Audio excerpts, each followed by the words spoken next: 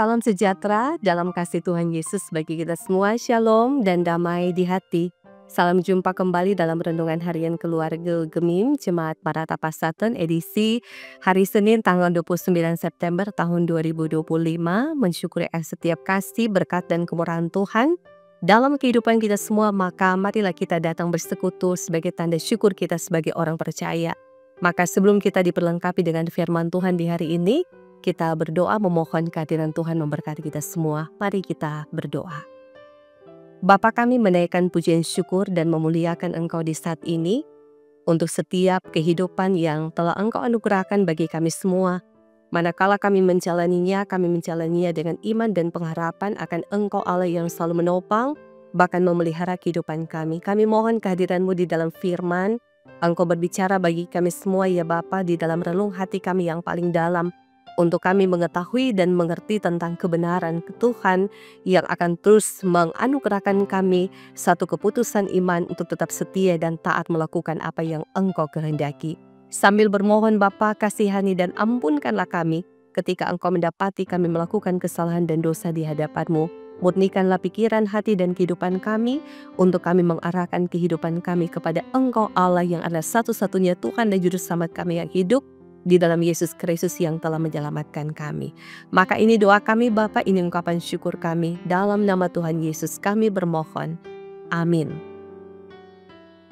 Jemaat yang diberkati dan dikasihi oleh Tuhan Yesus Kristus, bacaan firman Tuhan hari ini dalam kitab Yehezkiel pasalnya yang ke-33, ayatnya yang kedua hingga ayatnya yang ke-6.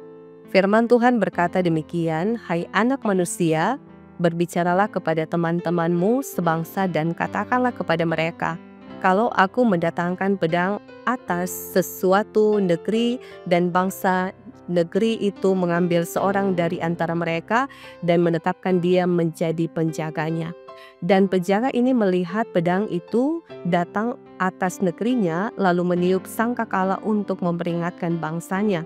Kalau ada seorang yang memang mendengar suara sangkakala itu, tetapi ia tidak mau diperingatkan sehingga sesudah pedang itu datang, ia dihabiskan, darahnya tertimpa kepadanya sendiri. Ia mendengar suara sangkakala tetapi ia tidak mau diperingatkan, darahnya tertimpa kepadanya sendiri. Kalau ia mau diperingatkan, ia menyelamatkan nyawanya. Sebaliknya penjaga yang melihat pedang itu datang tetapi tidak mendapat peringatan, sehingga sesudah pedang itu datang, seorang dari antara mereka dihabiskan. Orang itu dihabiskan dalam kesalahannya, tetapi aku akan menuntut pertanggungan jawab atas nyawanya dari penjaga itu." Demikianlah firman Tuhan hari ini. Saudara jemaat yang diberkati Tuhan, tema hari ini sedia memperingatkan dan memperhatikan peringatan. Jemaat yang diberkati dan dikasihi oleh Tuhan Yesus Kristus, jika kita memperhatikan peringatan itu dapat menyelamatkan diri, tapi mengabaikan peringatan dapat membahayakan keselamatan diri. Setiap peringatan yang disampaikan tentu ada maksudnya dan peringatan tersebut harusnya diperhatikan, bukannya diabaikan. Ada banyak kasus di mana orang tidak memperingatkan dan tidak memperhatikan peringatan atau larangan, akhirnya menjadi korban dan pada akhirnya menyesal. Nah, jemaat yang diberkati dan dikasihi oleh Yesus Kristus, hal itu pun tergambar dari bacaan hari ini. Firman ini masih bersifat umum, maksudnya belum merujuk pada umat Tuhan. Bagian ini menyatakan tanggung jawab seorang penjaga. Sementara menjaga, nah, dalam sikap umat terhadap peringatan sang penjaga, teks ini mengajar bahwa seorang penjaga bertanggung jawab untuk memperingatkan umatnya. Jika ia tidak memperingatkan, maka ia harus menanggung akibatnya. Demikian pula umat harus memperhatikan peringatan yang diberikan kepada mereka. Jika mereka tidak mau diperingatkan, maka mereka sendiri yang akan menanggung akibatnya. Jadi, baik penjaga maupun umat harus memperhatikan tanggung jawabnya dan konsekuensi dan tindakannya masing-masing.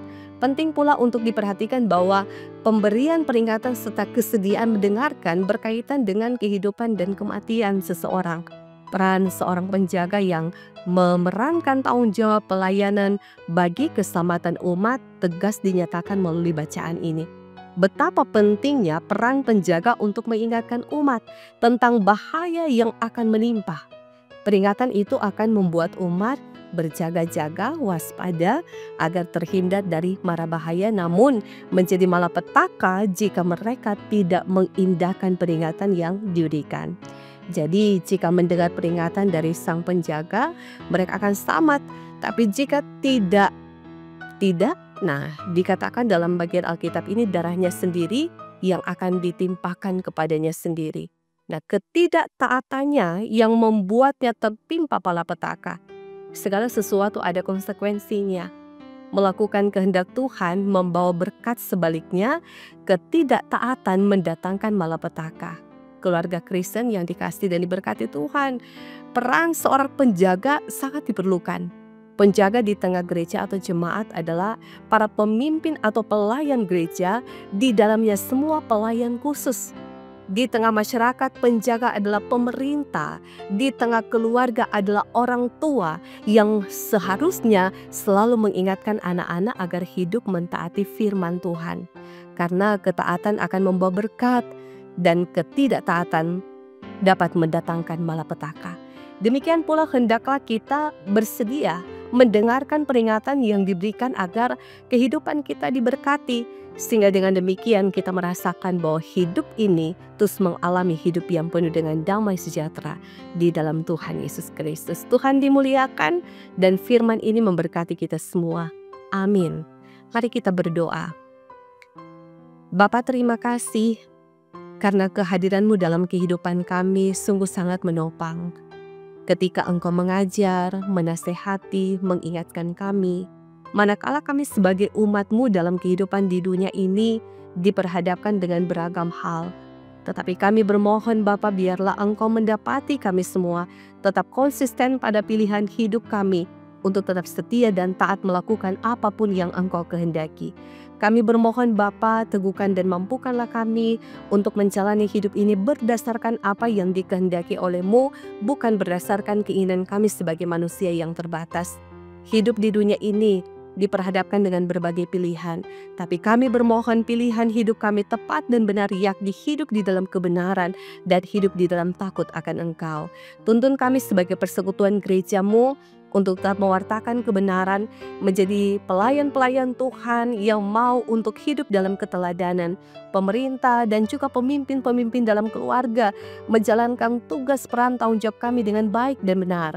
Sehingga dengan demikian kami mendapatkan persekutuan hidup keluarga Kristiani, baik suami, istri, orang tua dan anak-anak yang hidup di dalam Engkau.